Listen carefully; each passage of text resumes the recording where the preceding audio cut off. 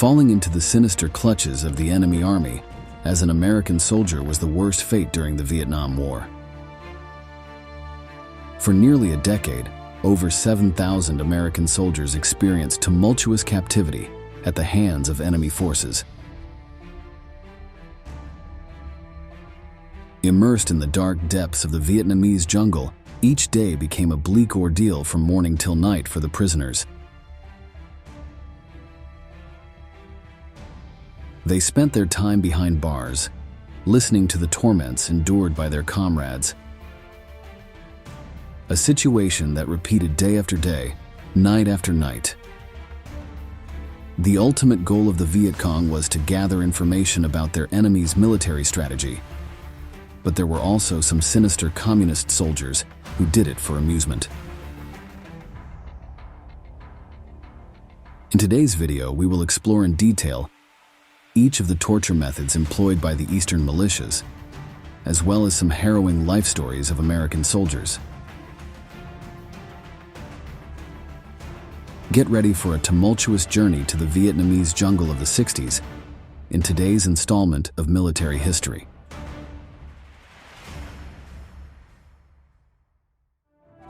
You got your squad and tie into the left.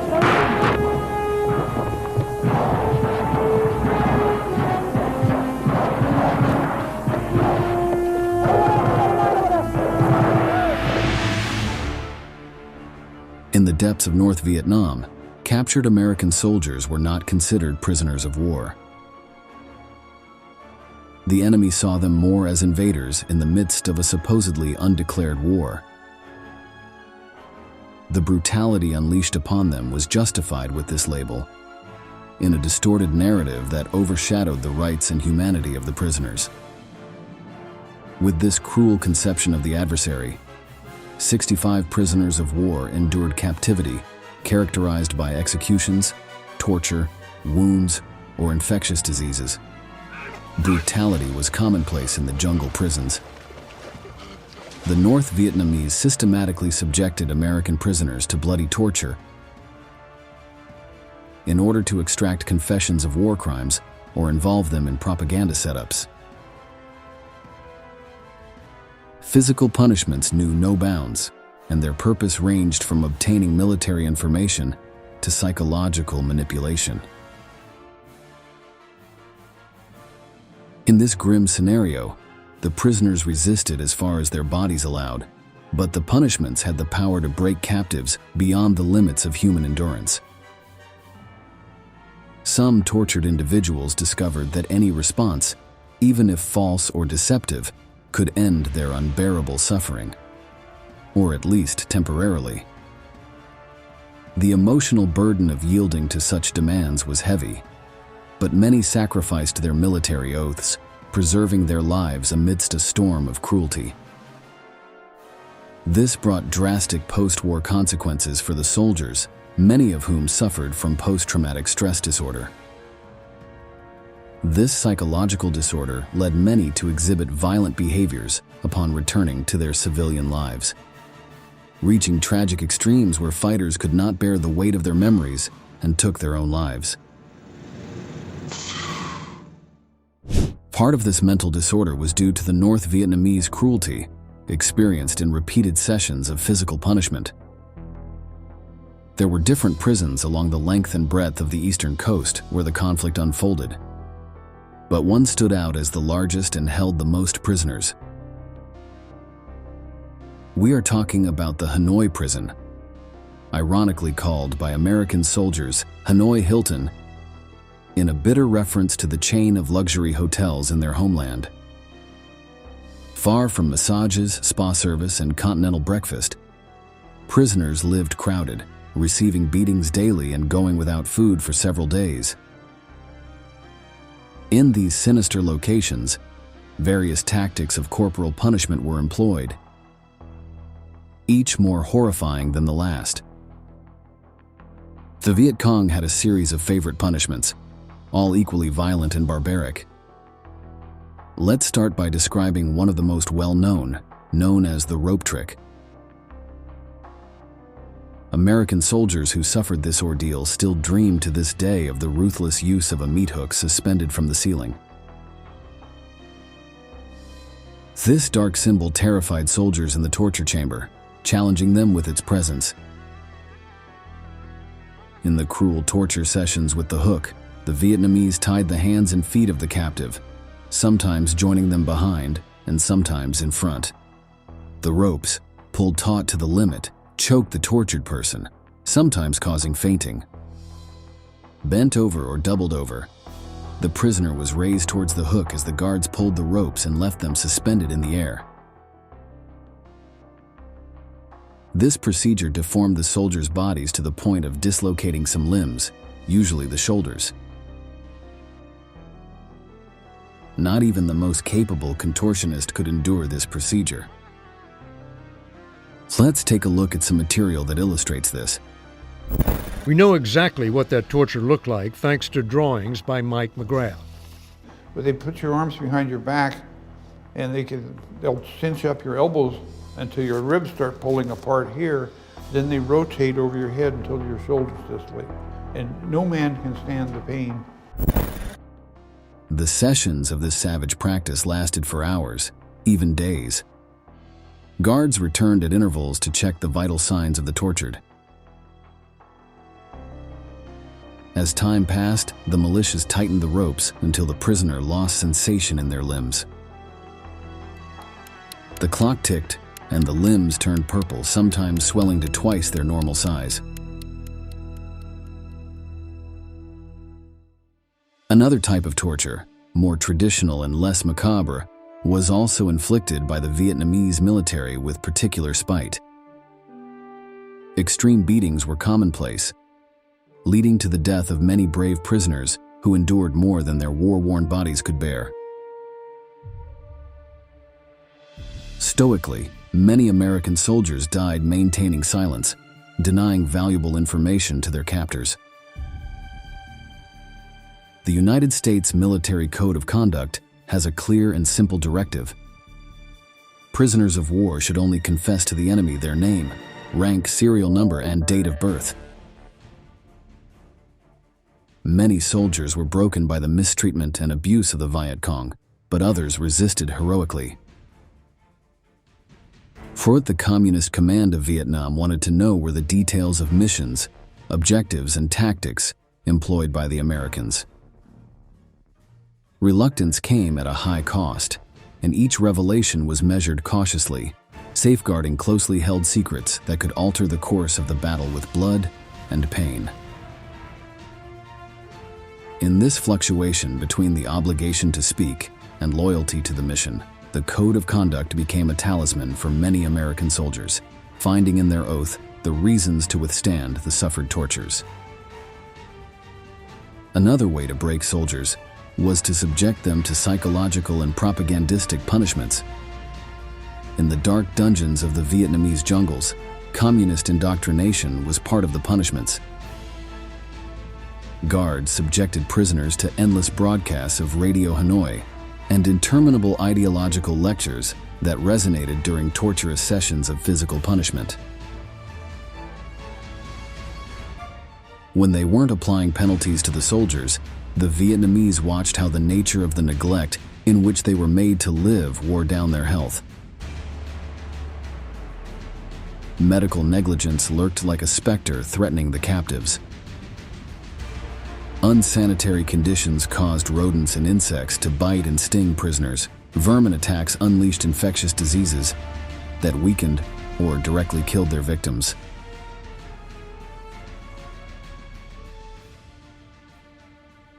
On the other hand, the diet to which the Americans were subjected seemed more like a cruel mockery than sustenance. The food consisted of an insufficient mixture of light pumpkin or cabbage soup, accompanied by pieces of bread and rice, and occasionally decomposing or raw meat. Prisoners faced the cold with frozen food in winter and scorching hot dishes in blazing summers. This happened because the guards enjoyed watching their prey suffer while eating. Obviously, the lack of resources such as warm clothing, Hygiene and antibiotics caused captive soldiers to endure cold, live among their own excrement, and suffer various infections. When Viet Cong members wanted to put on a spectacle with their torture methods, they used some more flashy ones. One of the most feared and common was known as the submarine.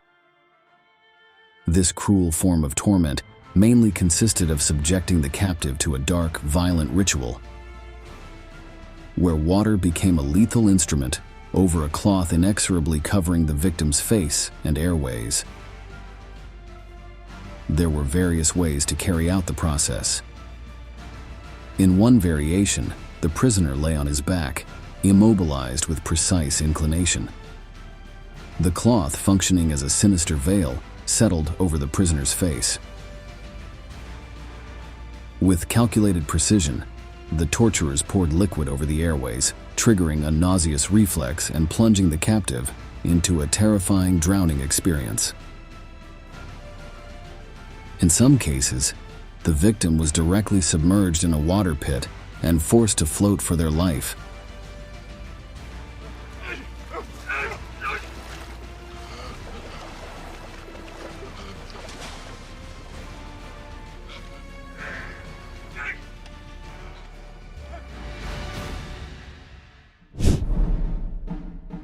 Water was used as an intermittent weapon that avoided immediate death, causing nothing but suffering.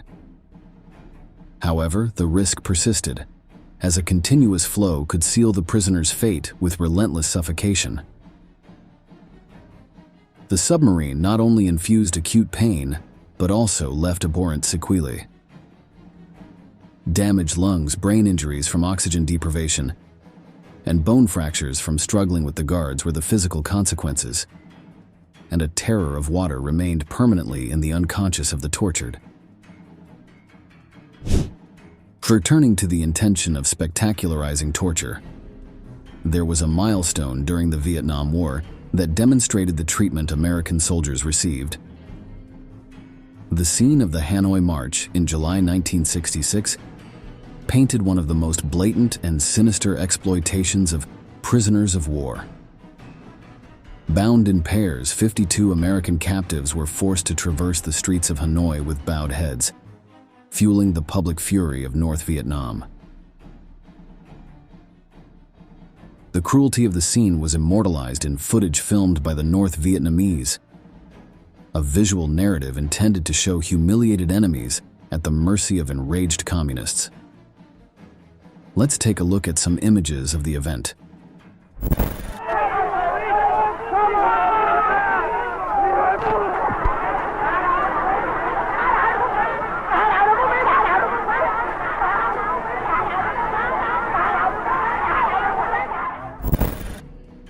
Everything was going flawlessly in the macabre parade to showcase the power of the Viet Cong, until what began as a humiliating march turned into chaos when the prisoners were attacked and beaten in the midst of an angry mob.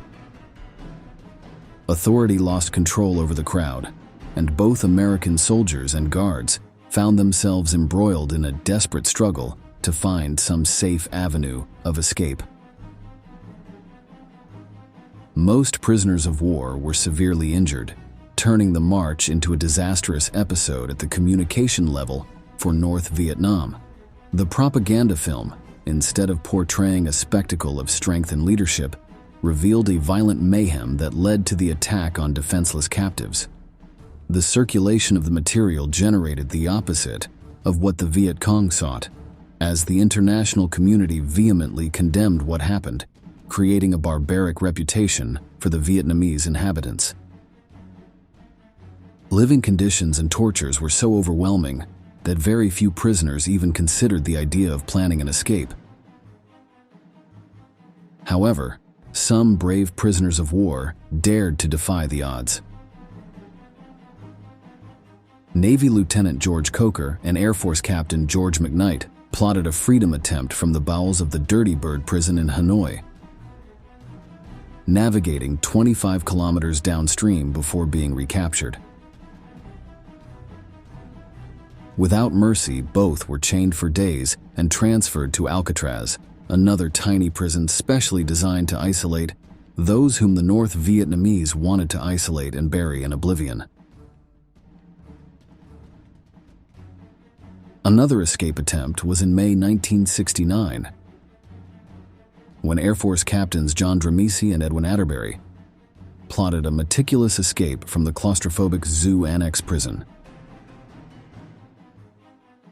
Although their plan was ingenious, they barely managed to travel a few kilometers. The cunning with which the Americans orchestrated their escape unleashed the fury of the penitentiary authorities in North Vietnam. The summer of 1969 became a dark chapter of inhumanity during the Southeast Asian War. For 2 weeks, the prisoners of the escape committee who had helped Dramisi and Atterbury suffered brutal tortures to reveal all the details. Even those who knew nothing of the plan were subjected to torment. Already scarce food rations were reduced, and many prisoners suffered savage beatings in the following months. Let's hear from a former prisoner talking about the experience. These are leg irons, and if you misbehaved according to their rules, they'd lock your ankles in here. How long would they leave you in those things? I was in it for, I think, maybe 2 or 3 weeks or so. 2 or 3 weeks? Right, yeah. The torture tactics of the Vietnamese guards reached unimaginable extremes. A prisoner was hung upside down from the ceiling and electrocuted with a car battery. Torture teams, armed with rubber belts, tore the naked skin of the prisoners. Others were beaten and forced to kneel for hours, enduring relentless lashes. For 2 weeks, Navy Lieutenant Commander Red McDaniel endured more than 700 lashes, with open wounds and electric shocks, while subjected to physical and psychological torture. When they rested from physical punishments, prisoners were forced to sleep amidst their own and animals' excrement, causing infections and wounds, as well as other types of diseases. Many Americans watched as the farm animals in the camps where they were captive lived better than them.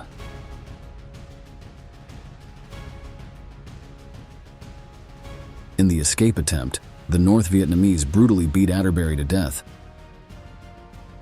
while Dramisi endured 38 consecutive days of beatings with fan belts. Sleep was denied to him during this period, forced to remain seated on a small stool all the time. He was savagely beaten, tied with tight ropes or shackled while being forced to write and record apologies.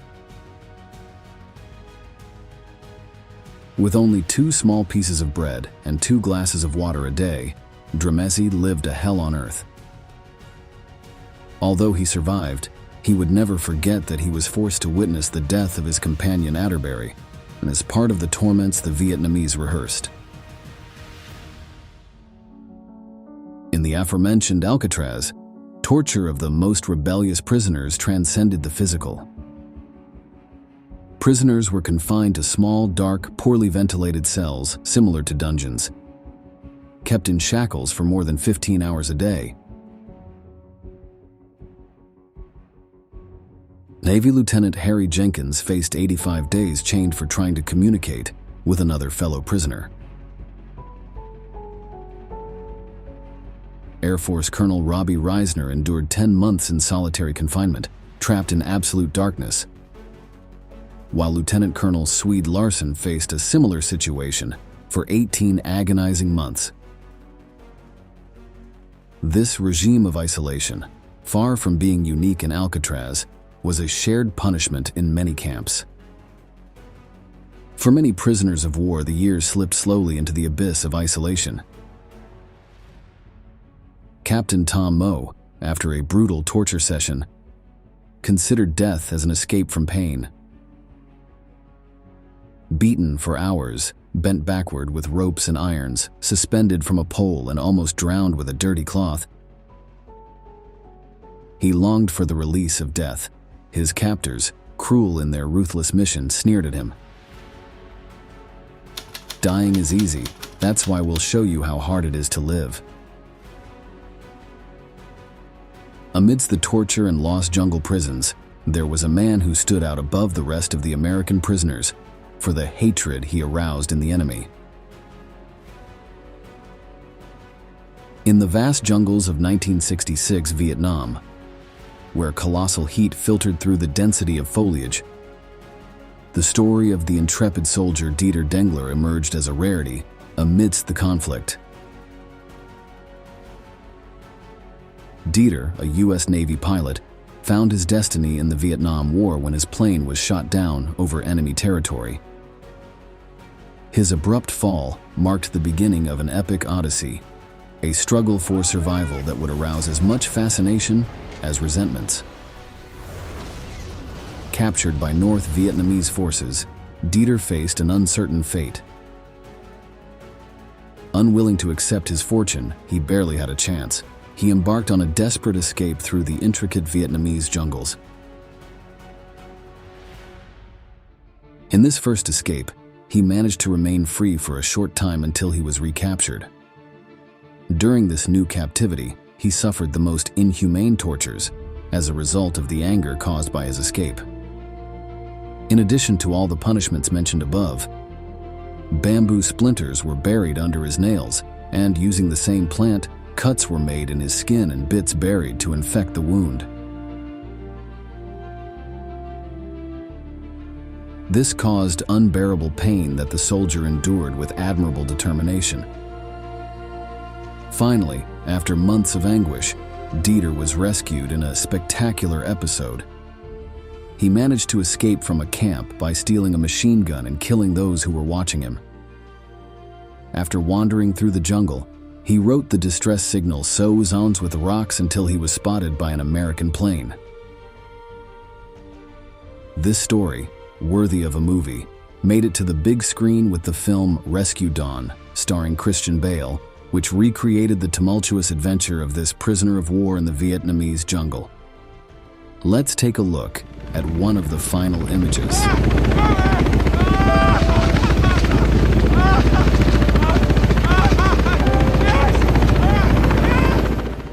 During the Vietnam War, thousands of Americans were captured and turned into prisoners.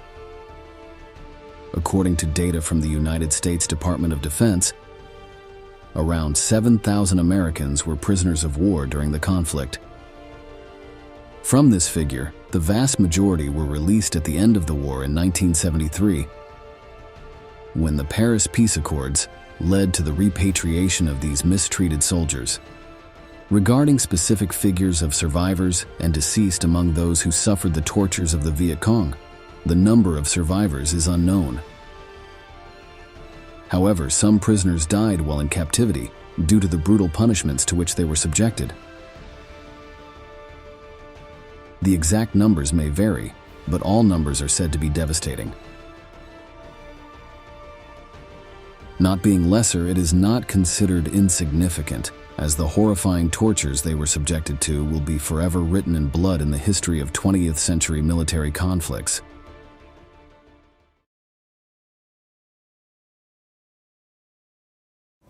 Do you remember the first time you killed someone? Yeah.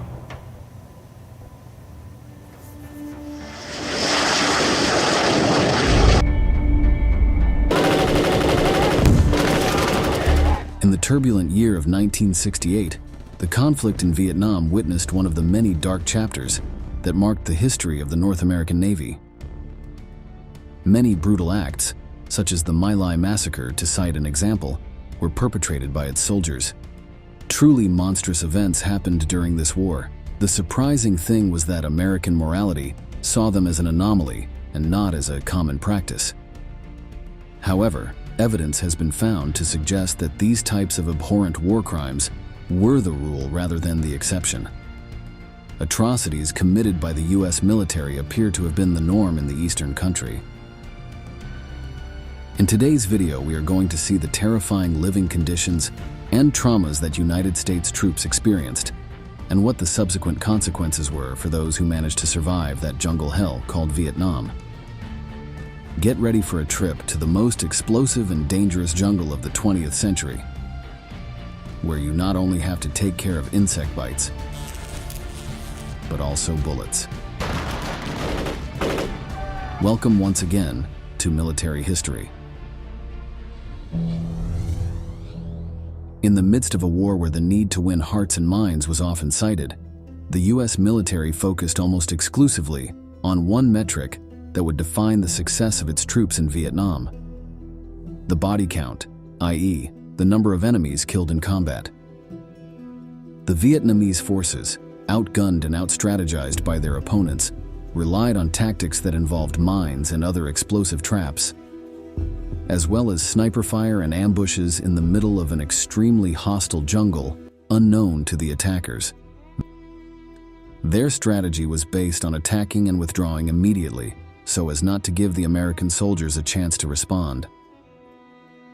Faced with the inability to confront an adversary that determined the time and place of the confrontation, American forces immersed themselves in the indiscriminate destruction of forests, villages, and everything that had to do with Asians.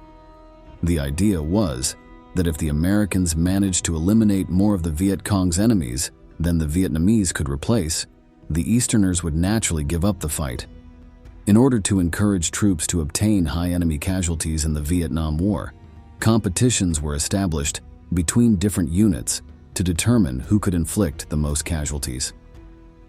A macabre game that the lieutenants of the United States Armed Forces promoted in a sinister way in the ranks of their young soldiers. Rewards for greatest achievements were displayed as banners. They were shown on what were known as death boards, which were tables where each unit wrote down their murders. Prizes included days off or an extra case of beer. Cigarettes were also an extremely coveted prize. In parallel, commanders who achieved these goals with their troops could ensure rapid promotion within the military team. Quickly, the slogan, "If he is dead and he is Vietnamese, he is VC," crowned by the acronym with which the Americans called the Viet Cong, this phrase became a characteristic motto of the war, and the bodies of civilians were regularly recorded as enemy or Viet Cong casualties. Ordinary people, including women and children, lost their lives trying to escape from soldiers or helicopter gunships that had fired warning shots, or simply because they were in a village suspected of harboring the enemy. At that time, many of these actions were not reported, but they did not go unnoticed either, as they were encouraged by higher-ups. It should be noted that those who carried out these dark actions were not always really aware of what they were doing. That was because many times they were just young boys who believed they were defending their country. At the crossroads of a destiny marked by war, some American citizens volunteered to embark for Vietnam.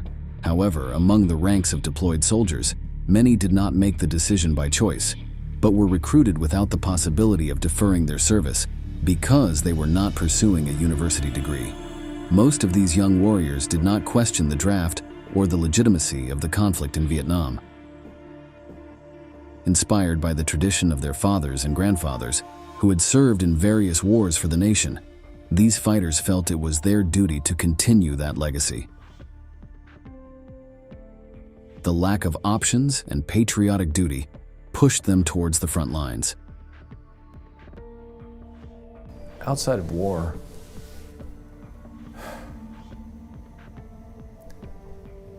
is mostly never justified.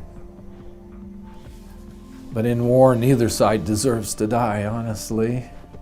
I mean, that guy over on that side is fighting for what he believes in, and you're fighting for what you believe in, and both have families and children probably, and The fight against communism, one of the central axes of the war, was not questioned by many, since they did not fully understand the dimension of the conflict. Whether facing the Viet Cong or the Russian ballet, they were willing to follow the orders of their government, feeling that they belonged to something greater than themselves and that they must do their duty. Among the probable tasks, the possibility of being assigned to the feared Black Lions Battalion did not deter them either. This unit was a bloodthirsty assault troop to which the Easterners had particular animosity. Its reputation was such that it was said that the Viet Cong offered juicy rewards for each soldier killed in combat by this troop. They even put a price on their bones. However, the idea of danger did not occupy space in the minds of these young people in their 20s. Due to the unconsciousness of youth, they all shared a feeling of invulnerability that drove them to bravely face the unknown. The problem was that the actions they were going to be forced to carry out would leave much more serious consequences than the physical ones, but we will delve into that topic later.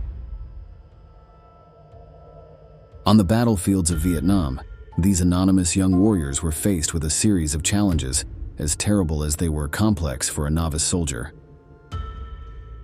Gradually brought in as replacements into existing units, they found themselves disconnected, isolated in an environment where the lines between friend and foe were constantly blurring.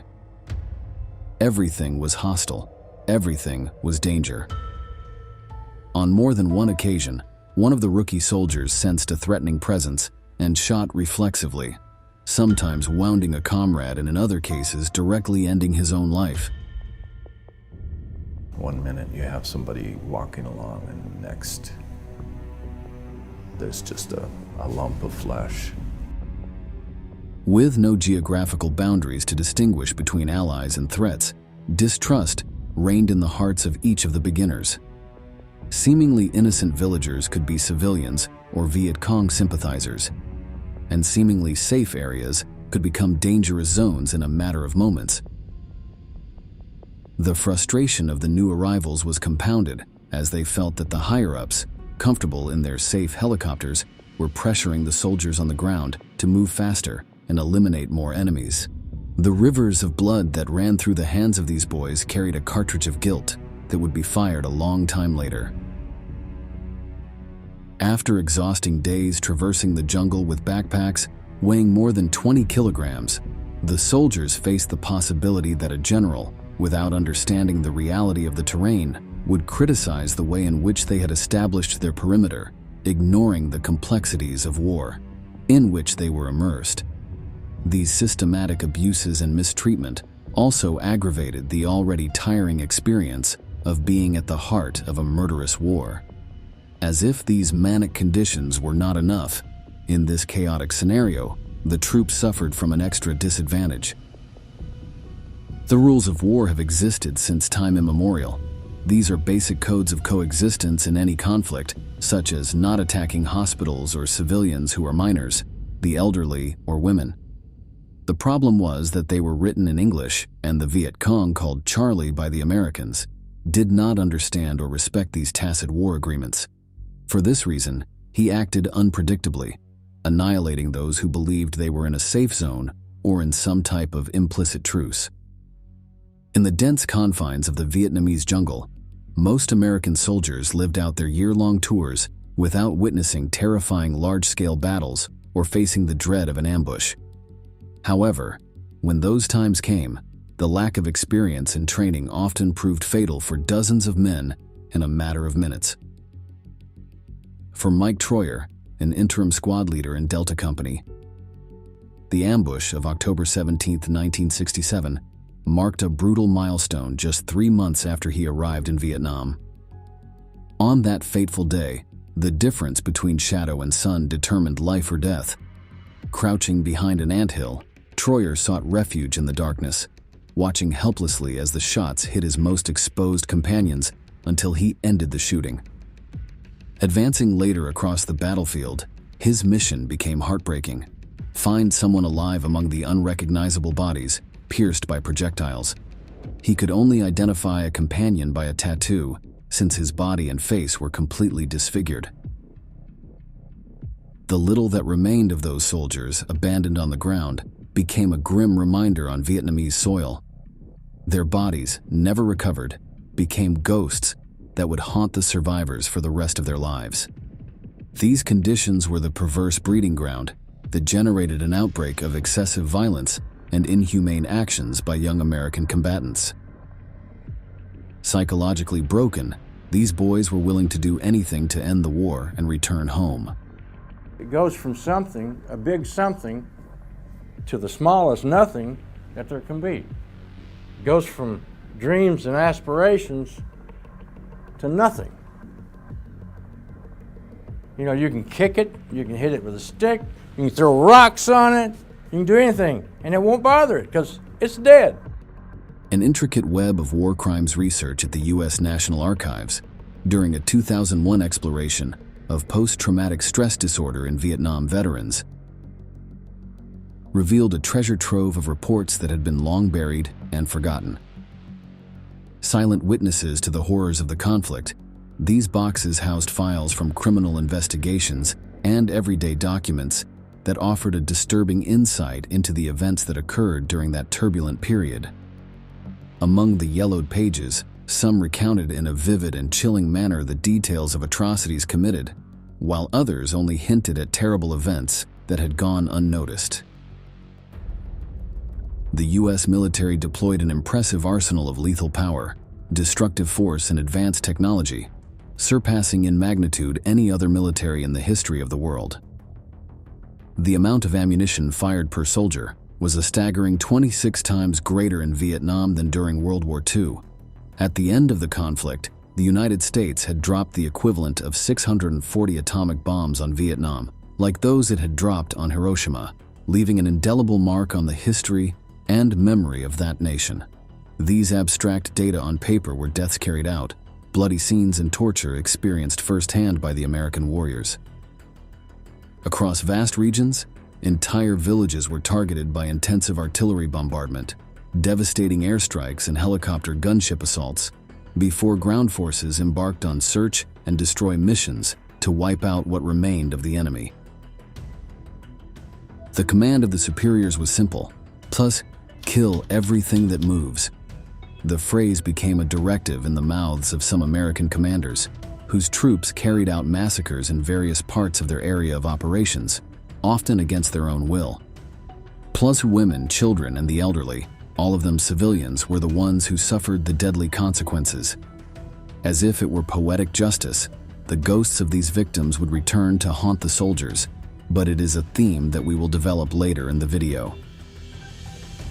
Although the United States suffered more than 58,000 casualties in the war, it is estimated that approximately 2 million Vietnamese civilians lost their lives, while another 5.3 million were wounded, and around 11 million, according to U.S. government data, were forced to flee, become refugees in their own land.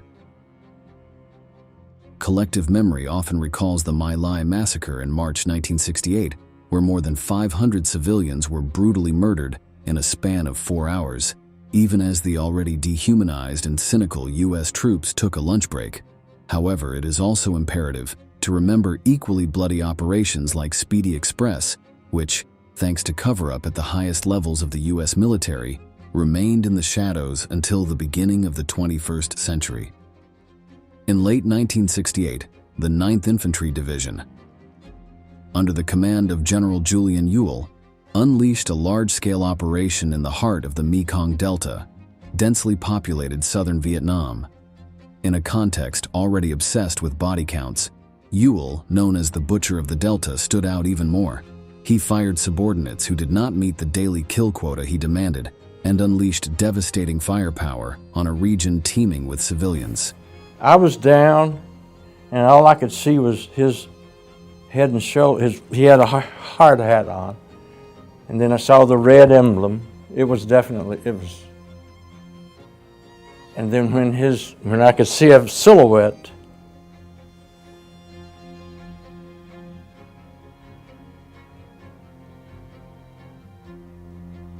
I blasted them. Silhouettes. They're not real people, they're just targets. A brave whistleblower from the division approached the U.S. Army Chief of Staff, William Westmoreland, requesting an urgent investigation. He detailed that the artillery aimed at the villages had taken the lives of women and children. The armed helicopters terrorized the farmers, forcing them to flee, and then massacred them from the air, playing challenges of aim and success. Troops on the ground replicated the brutality, spiraling a whirlwind of violence that seemed to have no end. The result was a series of massacres on an industrial scale, equivalent, in Ewell's words, to 1 My Lai every month. When the operation came to an end, Ewell's division boasted of having annihilated more than 11,000 enemy, but the number of weapons captured was barely more than 750. This showed that, at most, that was the number of Vietnamese that actually represented a threat to Americans. Westmoreland chose to ignore the whistleblower, dismiss any incipient investigation, and conceal the files, although an internal Pentagon report recorded some of the most incriminating accusations. The clandestine investigation into Speedy Express remained classified for decades until it was unearthed at the National Archives.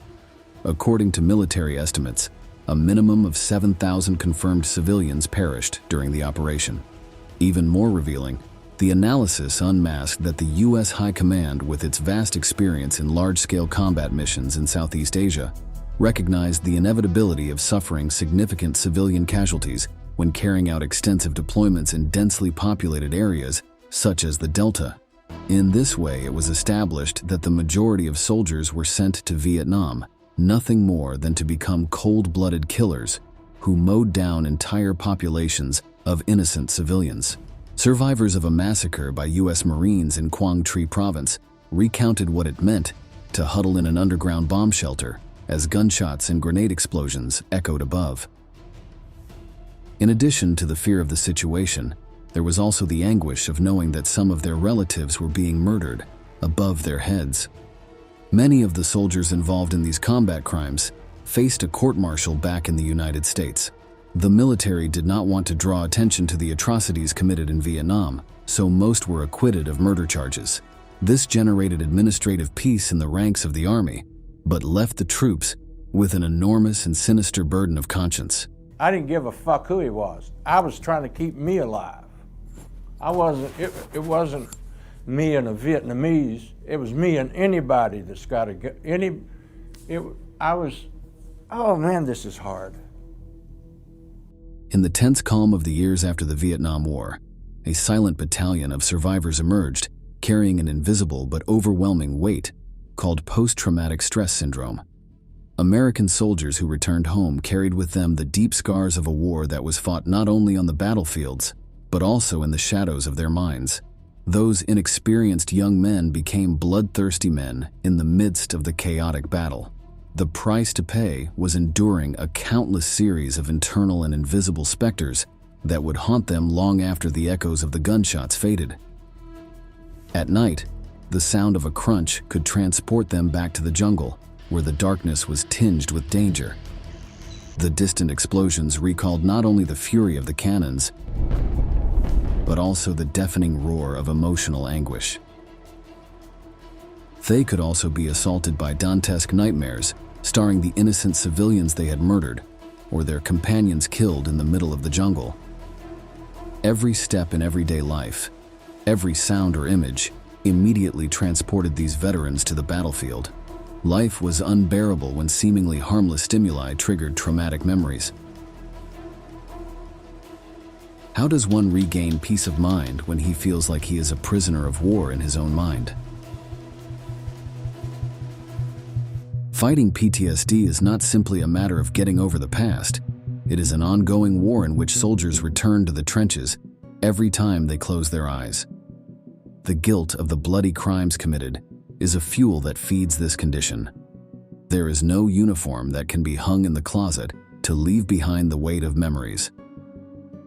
Instead of shiny medals, they carry the shadows of what they saw and experienced, of what was done and what was not avoided.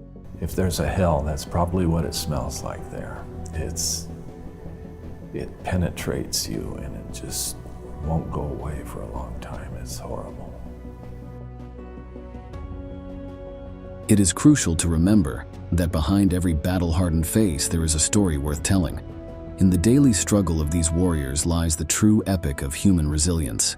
In each case, there will be those who think that the trauma is deserved, while in others, it will be understood that it is a tragic consequence of forcing a young person to kill.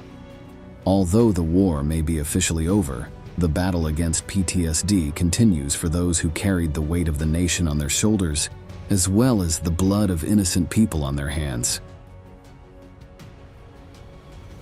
This is how we are finishing today's video. We thank you for reaching the end, and we look forward to seeing you in the next installments of military history.